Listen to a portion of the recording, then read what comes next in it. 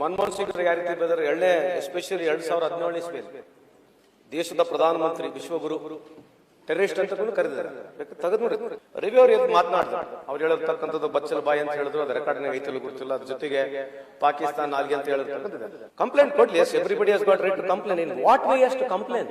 ಹೌದು, ಪ್ರಧಾನಮಂತ್ರಿ ಅವರಿಗೆ ಅದು ಹೇಳಿರ್ತಕ್ಕಂಥದ್ದು ತಪ್ಪು ಅಂತ ಅವ್ರು ಒಪ್ಪಿಕೊಂಡಿದ್ದಾರೆ, ನಾವೆಲ್ಲರೂ ಒಪ್ಪಿಕೊಳ್ತೀವಿ. ಅಂದ್ರೆ ಅವ್ರು ಹೇಳಿದ ತಕ್ಷಣ ಅವ್ರು ಪಾಕಿಸ್ತಾನಿ ನಾಲ್ಗೆ ಅಂತಕ್ಕಂಥದ್ದು ಸರಿ ಅಂತಕ್ಕಂಥದ್ದು ಇವತ್ತು ವಾದ. ನೀವೇನು ಕಂಪ್ಲೇಂಟ್ ಕೊಟ್ಟಿದ್ರೆ ಸರಿ ಇದೆ. ಕಂಪ್ಲೇಂಟ್ ಕೊಟ್ಟಿರ್ತಕ್ಕಂಥ ರೀತಿ ಏನು?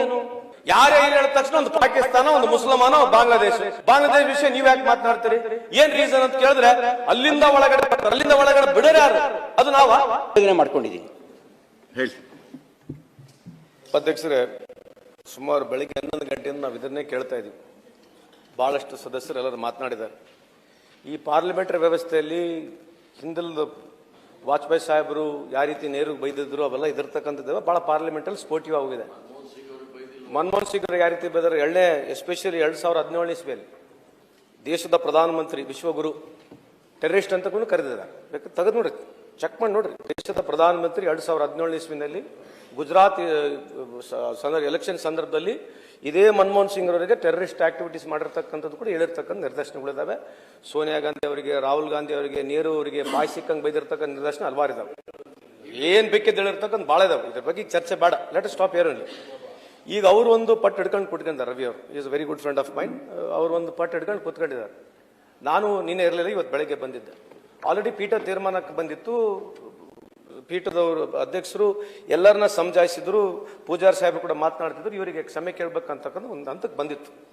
ರವಿ ಅವರು ಎದ್ದು ಮಾತನಾಡಿದ್ರು. ಅವ್ರು ಹೇಳಿರ್ತಕ್ಕಂಥದ್ದು ಬಚ್ಚಲ್ ಬಾಯಿ ಅಂತ ಹೇಳಿದ್ರು, ಅದು ರೆಕಾರ್ಡ್ನಾಗ ಐತಲ್ಲ ಗೊತ್ತಿಲ್ಲ. ಅದ್ರ ಜೊತೆಗೆ ಪಾಕಿಸ್ತಾನ ನಾಲ್ಗೆ ಅಂತ ಹೇಳಿರ್ತಕ್ಕಂಥದ್ದಿದೆ.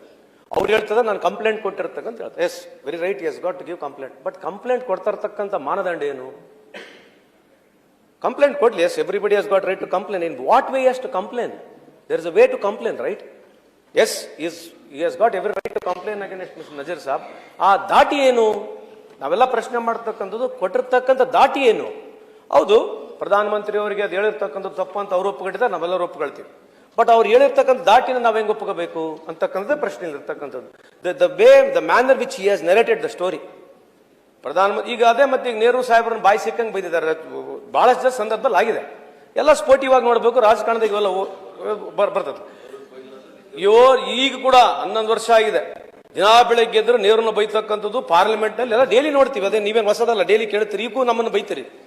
ಇವತ್ತಿಗೂ ರಾಜಕೀಯವಾಗಿ ನಮ್ಮನ್ನೆಲ್ಲ ಅದೇ ರೀತಿಯ ಟೀಕೆ ಮಾಡ್ತೀವಿ. That's okay, that's fine enough.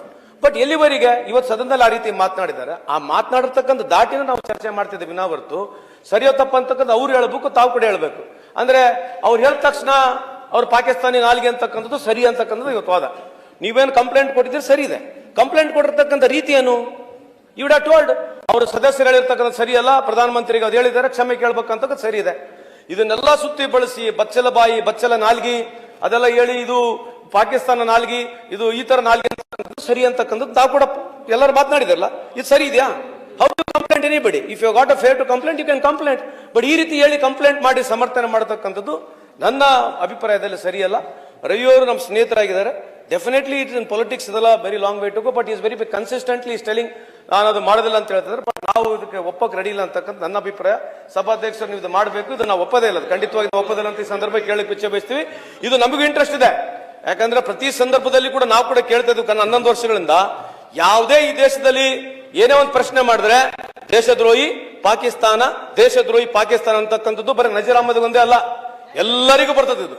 ಪ್ರತಿ ಸಲಿ ನೀವು ಇಡೀ ಕಳೆದ ಸುಮಾರು 3,000 ಭಾಷಣಗಳು ತೆಗೆದು ನೋಡಿದ್ರೆ ಸುಮಾರು 2,899 ಭಾಷಣಗಳು ಬರೀ ಇದೇ ರೀತಿಯಾದ ಈ ದೇಶದಲ್ಲಿ ಒಂದು ಸ್ಟೈಲ್ ನಡೆದ್ಬಿಟ್ಟಿದೆ.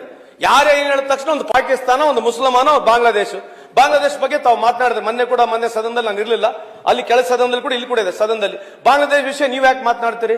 ಏನ್ ರೀಸನ್ ಅಂತ ಕೇಳಿದ್ರೆ ಅಲ್ಲಿಂದ ಒಳಗಡೆ ಬಿಡೋರು ಯಾರು? ಅದು ನಾವ? ಅಲ್ಲಿಂದ ಬರೋರು ಕೂಡ ಬಾಂಗ್ಲಾದೇಶ ಬಿಡೋರು ಕೂಡ ನಾವೇನಾ? ಅದೇ ಚರ್ಚೆ ಆಗ್ಬೇಕಲ್ಲ. ಯಾಕೆ ನೀವು ಮಾಡ್ಬಿಡೋ ಚರ್ಚೆ? ಈಗ ಅಲ್ಲ, ಯಾಕೆ ಹೇಳ್ತೀರಿ?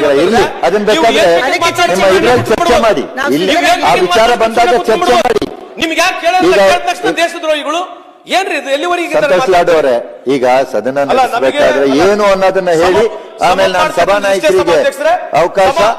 Thank you. ಸಮಾಪ್ತ ಮಾಡ್ತಕ್ಕಂಥ ಇಷ್ಟೇ. ಅವರು ಏನ್ ಕಂಪ್ಲೇಂಟ್ ಹೇಳಿದ್ದಾರೆ ಅದು ಎಚ್ ಕೆ ಪಾಟೀಲ್ ಸಾಹೇಬ್ರು ಹೇಳಿರ್ತಕ್ಕಂಥ ರೀಸನ್ ಅಲ್ಲಿ ಒಂದು ಪ್ರೋಆಕ್ಟಿವ್ ಆಗಿ ಮಾತನಾಡಿರ್ತಕ್ಕಂಥ ಕಂಪ್ಲೇಂಟ್ ಇದೆ. ಅದು ಪ್ರೋಗೇಟಿವ್ ಅಂತ ಮಾಡಿರ್ತಕ್ಕಂಥ ಮಾತನ್ನ ಕರೆಕ್ಟ್ ಆಗಿದೆ.